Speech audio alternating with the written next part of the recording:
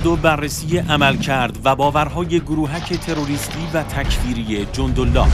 این تصویر دستگیری عبدالمالک ریگی است.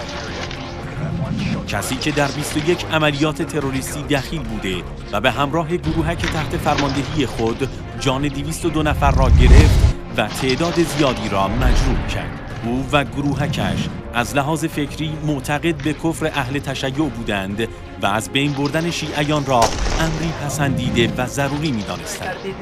که شیعیان قطعاً کافرند، از دایره اسلام خارجند. بر اساس این اعتقادات انحرافی کسانی را کشتند که طبق منابع اهل سنت مسلمان محسوب می‌شدند و جان و مالشان در امان بود. نمازگزاران مسجد علی بن ابی طالب علیه السلام، راننده‌های تاکسی، عزاداران تاسوکی، نوزادی 2 ماهه و 10 دانش آموز بیگناه از قربانیان تیر فکری آنان بود. در حوزه اخلاق، تطبیق گزارش‌های موجود با مبانی اخلاقی نشان می‌دهد که در جنداللهی‌ها قوه غضبی ریاست را بر عهده گرفته بود. یکی از نشانه‌های این بیماری خوشنودی از جنایت و عدم ابتلا به عذاب وجدان است. عبدالمالک ریگی در اعترافاتش می‌گوید قلبم کور شده، ولی اون تعصبات غلط، اون تعصبات، اون جمود، اونها سبب میشن انسان حتی جنایت خیلی بزرگی را میکنه.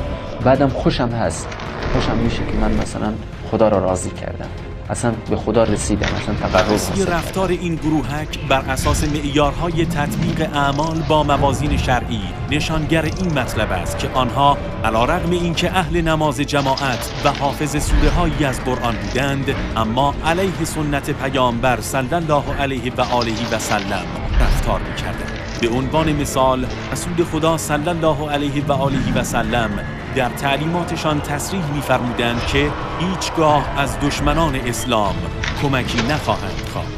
ولی برادر عبدالمالک در اعترافاتش می‌گوید منابع درآمدی گروه، هزینه سفرهای عبدالمالک، سیستم ماهواره‌ای، تجهیزات نظامی، تأمین مربی و استاد برای آموزش، ایجاد پایگاه و دفتر در امارات، انگلستان و آمریکا مستقیما از آمریکا تأمین می‌شد.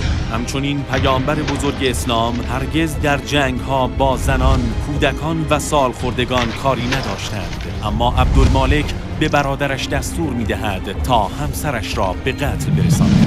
بر اساس این واقعیات ناگوار میتوان گفت کسانی که خود را مجاهد و سربازان خدا می‌خواندند از جنبه‌های گوناگون و متعددی فاصله معناداری با اسلام اصیل داشتند. در واقع آنان فریب شیطان را خورده و می‌پنداشتند جندالله‌اند، در حالی که در سایه ابلیس به جند و شیطان تبدیل شده بودند.